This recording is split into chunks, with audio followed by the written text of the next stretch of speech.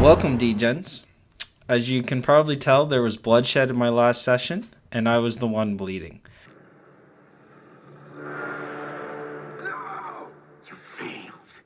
Lost 8k in my last session, and thought I would share it with you all. In today's video, we're going to review 3 interesting hands that I played, and we're going to do a deep dive about some of the decisions that I made in those hands to objectively determine if I played bad and deserved to lose, or if I played well and just ran into variance. The hands we are going to review today is a bluff gone wrong, a bluff catch gone wrong, and a big draw gone. We'll see. All right, thank you for watching, and I hope you enjoy the video. The game is 25-25 PLO. In this bluff gone wrong, I try bluff from under the gun. Let me walk you through the action, and then we can go detail through all the hands. So I open the action under the gun, coming in for 100. There is one caller. I get 3-bet to a smaller sizing of $300. Action folds around to me. I complete, and the middle caller completes as well. We get a 7 high flop with 2 diamonds. It checks around. Turn bringing in a 3. I lead, fold, call.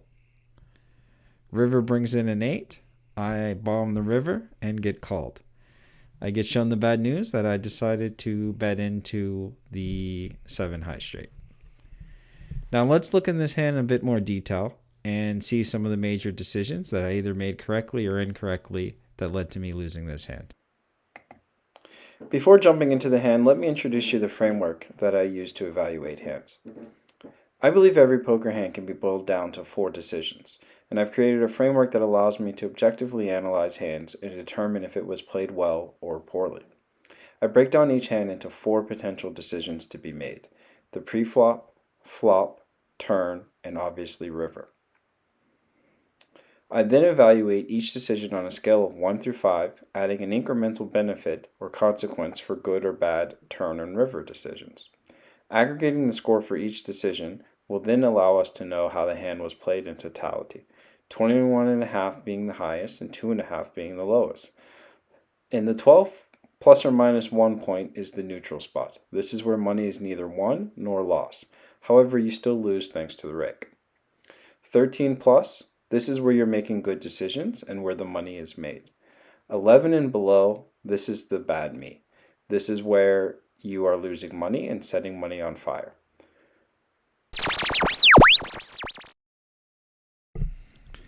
Okay, the first decision point of this hand is pre-flop. So opening with the ace king 9-3 double suited under the gun, I think this is a pretty clear open, especially given how loose people play. The ace king is strong and it's double suited, so I think opening under the gun with this hand is fine. You get a caller in the middle, and then we get a 3-bet to a less than pot size, and then the action's back to me. I think objectively to a 3-bet, this hand's supposed to fold. 1, the ace and the king together is not strong enough, both being the same suit, so you're unlikely to cooler your opponent with a flush over flush scenario where they'll put a lot of money into the pot. And in general, the hand is disconnected. The ace king 9-3, on average, it does not flop very well.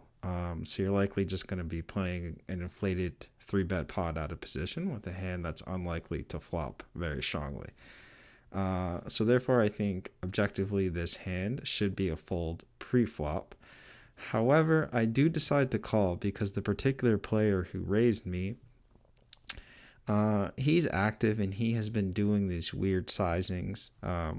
Earlier, he showed up in a hand where he had 3-bet me similar with Jack Deuce 4-5 double suited. So I think I can get away with calling against this particular opponent, even though I'm out of position, because his range is so wide that I may just have the best hand here with the high cards of ace king. However, if this is a scenario where he is 3-betting appropriately and I just run into aces or I run into high double suited cards, my hand's not playing very well. So for this scenario, I'll give myself a grade of a 3. I don't think I'm lighting money on fire, but I don't think I'm extremely winning money either. So this seems to be a relatively neutral decision. The next decision point here on the 7 high flop from out of position, electing to check with 2 players behind. And it checks through. I think this is a relatively straightforward. I would say that checking here is probably also neutral. I don't think there's any advantage in betting, and given there's no action behind, I think that's fine, right? If you do think to what my under the gun range is as the original raiser putting money in the pot, I'm not going to have 5-8 that often, right? I will sometimes have rundowns, but if you're playing correctly, you're not really playing rundowns that often from under the gun. So I'm also going to be very high card weighted here. That being said, given that there was a 3-better, if I did want to consider raising here, this is actually an interesting hand to raise with. And the reason why, having the ace of diamonds and the king of diamonds makes it less likely that the person who is the 3-better has aces or kings with a flush draw. And if he's 3-betting correctly, those are the hands that are most likely going to be 3-betting that would continue on this board. So by open raising here, I put the queen, jack, 10, 9s and king, queen, double suited hands really in an uncomfortable position, and it would likely just have to fold, and I'm able to win the hand with ace high. And if I do get called, I have the flush draw, so it wouldn't be the worst case scenario. So again, for this decision, I'll give myself 3. I think neutral, but didn't do anything great and didn't do anything poorly either. Okay, we've arrived at the 3rd decision point in this hand, and probably the most interesting point of the hand. When the 3 of hearts comes in, I'm under the gun. There's 2 players left behind me, and I decide to lead for approximately half pot of $500 into a pot of $950. Now, what hands am I representing with this bet, right? Obviously, I'd be representing 5-8 is the nuts, so you want to have 5-8 quite often. But I think for a half-size bet, a lot of times I'm saying I just have 7-5. So somehow I have a combination of 7-5, 6-5, 4-5, but nothing more than a 7 high straight using this sizing. Now, if we think back to why I originally said I was okay with checking on the flop, it's because as the original raiser is the pre-flop better, not that frequently am I going to have 5-8 or hands that have 5, right? Under the gun, I'm going to be really have a strong range to raise first end from under the gun. So I'm going to have a lot of high cards. And I think leading here into this board is actually a poor decision, especially for this sizing. I should be either using a pot size or a check size, right? A half pot size really says nothing. It's just inviting someone to raise me with 8s and a flush draw or things like that can really get aggressive, because using the sizing, I'm saying I'm not nutted here. So if I am going to bet this hand on this turn, I should be using a much larger sizing, betting full pot and trying to get flush draws to fold or over pairs to fold. But by betting 500, I'm inviting worse hands to call. Closing the action, he can even call with 2 pair or a pair and a flush draw, and hands that have me beat that I would like to fold. So objectively, I think we would have to rate this decision a 2. The reason I'm not writing it a 1 is I do like the aggressive action, right? Even though this is a bad bet from me, sometimes he's just going to have high cards and fold, or maybe have an over pair and fold, and I just get to win. And I still have flush draws back up. So I do like the aggressive action, so therefore I'm giving it a 2 over a 1.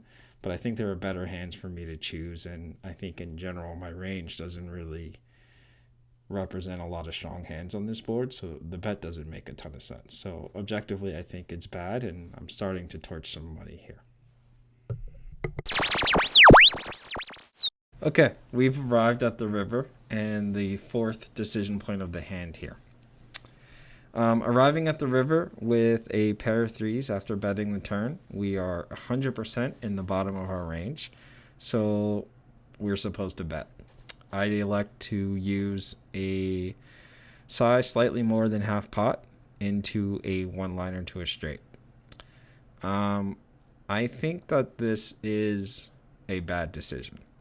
Betting this river here for this sizing, it doesn't make a lot of sense, right? Any hand that should be betting on this river should be using full pot, right? Because you're saying you either have 5-9 or 9-10. To bet less than that is really kind of stupid because all of your fives should just be checking and calling and trying to get to showdown with the 8 high straight. Therefore, I have to objectively rate this as a 2. And the reason it's a 2 versus a 1 is I do like betting. Betting is important because you can't win with 3 high, so I prefer to over-index on aggression versus being passive here and checking down and knowing I'm going to lose. However, the bet doesn't make sense. If I'm going to be betting here, I need to be betting full pot and putting max pressure on maybe just a 5 that's afraid I somehow have 5-9 or somehow backed into 9-10. Or when I do have a hand, I should be getting full value. But this sizing here, it's just weak, and it makes it easier for any 5 to call. And if someone really wanted to get aggressive, they could maybe find a call with 2 pair or even just aces, right? Because by this sizing, it looks like a weak bet.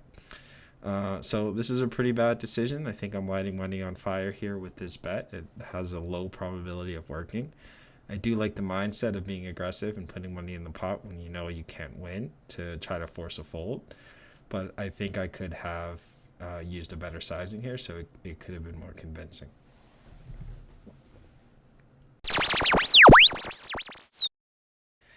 We have objectively lit money on fire. So kudos to me. I think it's evident that in the first hand that we reviewed of this session, it wasn't a result of me getting unlucky or running bad. I think I just objectively played bad and tried to find a bluff in a position and with a hand that didn't make sense for me to be bluffing. What did I learn from this hand and what can I incorporate going forward, and you all as well? I think one thing to learn from this hand is that, you need to be mindful of pre-flop action, right? I think the number one reason why the bluff did not work is that was the original razor pre-flop under the gun. So then to go bet on turn river when my opponent checked back, it's a pretty obvious spot that I would be bluffing. And given that I was the original razor pre-flop and, under the gun, I'm going to have a reasonable range, I'm not really representing a lot of hands, right? Yeah, he did happen to have the 7 high flush, or he did happen to have the 7 high straight. So regardless, just unlucky, I guess maybe that he calls there. But to be honest, if he's really thinking, he might even find calls with aces or kings, right? Because I'm going to be bluffing there a lot. And, it doesn't make sense for me to have a really strong hand there, right? If I have a random 2 pair, I'm just going to be checking to try to get to showdown. So all in all, I lit money on fire, and I think it's important for us to be objective in these scenarios and really determine if we're playing bad or running bad when in these games.